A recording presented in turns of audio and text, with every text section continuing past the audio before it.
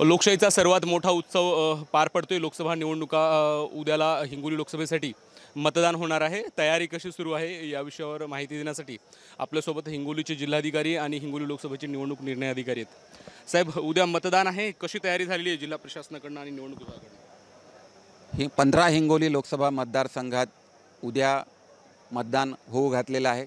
उद्या सकाळी 7 वाजेपासून संध्याकाळी 6 वाजेपर्यंत मतदानाची वेळ राहणार आहे। आमच्या निवडणूक प्रशासनाची सर्व तयारी या निमित्तानं पूर्ण झालेली आहे। लोकसभा मतदारसंघात आपल्या एकूण 2006 मतदान केंद्र आहेत आणि प्रत्येक मतदान केंद्रांवरती आपण सर्व प्रकारच्या सुविधा ज्या आहेत त्या सुविधा मतदारांना आपण उपलब्ध करून देत आहोत। प्रत्येक मतदान केंद्रावरती उन्हाची होत असलेली उष्णता, वाढत असलेली उष्णता लक्षात घेता प्रत्येक मतदान केंद्रावरती सावलीसाठी शामियाना, प्रत्येक मतदान केंद्रावरती पाण्याची व्यवस्था, प्रत्येक मतदान केंद्रावरती बसण्याची व्यवस्था, रांगा जर का जास्त लागायला लागल्या त्यासाठी आपल्याला क्यूच्या मॅनेजमेंटसाठी आपल्याला वेटिंगची व्यवस्था आणि आपल्याकडचे जर का घरून कोणाला मतदानाची आवश्यकता लागत असेल तर त्याच्यासाठी आपण पिकअप अँड ड्रॉपची सुविधा, आपल्याकडच्या प्रत्येक मतदान केंद्रावरती दिव्यांगाला जर का मतदान केंद्रावरती जायचं असेल त्याच्यासाठी व्हीलचेअरची व्यवस्था, त्यासाठी लागणारे व्हॉलंटियर्स, अशा पद्धतीनं सर्व बारकाईने आपण सर्व या बाबीचं नियोजन या कालावधीमध्ये केलेलं आहे। आणि सकाळी 7 वाजेपासून मतदानाला सुरुवात होत असताना आता एक व्होटर टर्नआउटसारखं एक मोठं ॲप आता निवडणूक आयोगाकडून आम्हाला मिळालेलं आहे। त्याच्या माध्यमातून दर 2 तासाची जी काही मतदानाची आकडेवारी आहे ती देखील आता पब्लिक डोमेनमध्ये राहणार असल्यामुळं सर्व मतदान उपलब्ध होणार, इझी होणार आहे। मला हे सांगा सर, मतदानाचा टक्का वाढवण्यासाठी काय प्रयत्न केले जाते? मतदान वाढवण्यासाठी तापमान मोठ्या प्रमाणात आहे आणि नेहमी केलेले प्रयत्न हे शहरी भागात थोडे अपयशी ठरतात। मतदानाचा टक्का शहरामध्ये वाढत नाही, ज्या अपेक्षेने वाढणं अपेक्षित आहे। मतदानाच्या टक्केवारीमध्ये अर्बन ॲपॅथी नावाचा मध्ये खूपच आपल्याकडे शहरी भागामध्ये थोडंसं मतदान कमी होत असतं। त्यामुळे आम्ही या सर्व मतदान केंद्राचा आम्ही वोटर टर्नआउट मागच्या दोन्ही इलेक्शनचा त्याचा अभ्यास केला।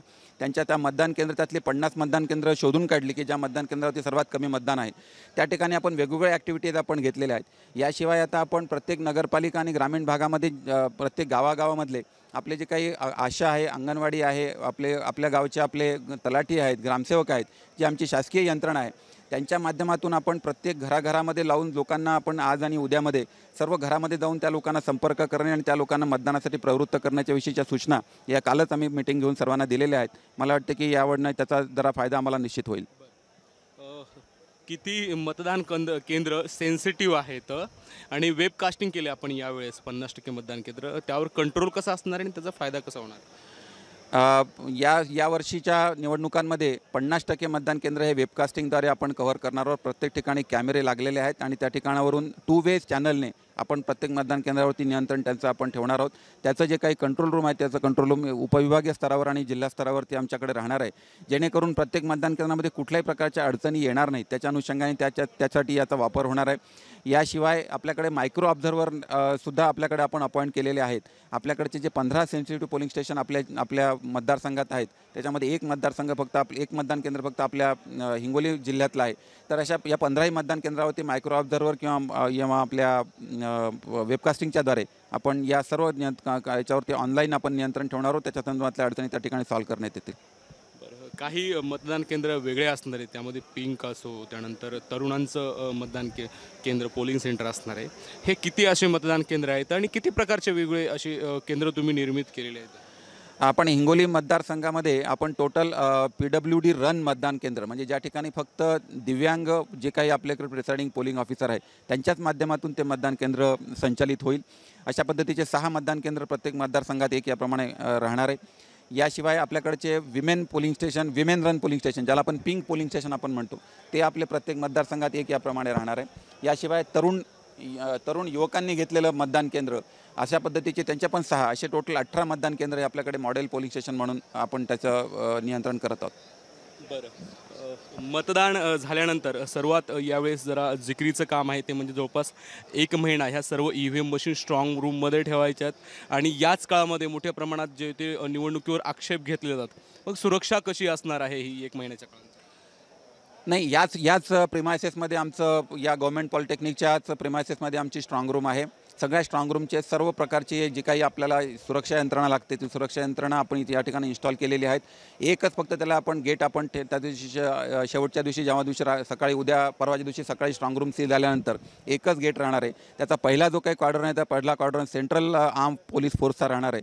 दुसरा जो काही क्वाड्रन आहे तो दुसरा क्वाड्रन स्टेट रिझर्व्ह पोलीसचा राहणार आहे. आणि तिसरा जो क्वाड्रन आहे त्याच्यामध्ये सगळ्यात शेवटचा तो बाहेरचा तो लोकल पोलीसच्या हद्दीमध्ये राहणार आहे. आणि प्रत्येक ठिकाणी आमच्या सर्व ठिकाणी आम्ही त्यांना ड्युट्या लावलेल्या आहेत.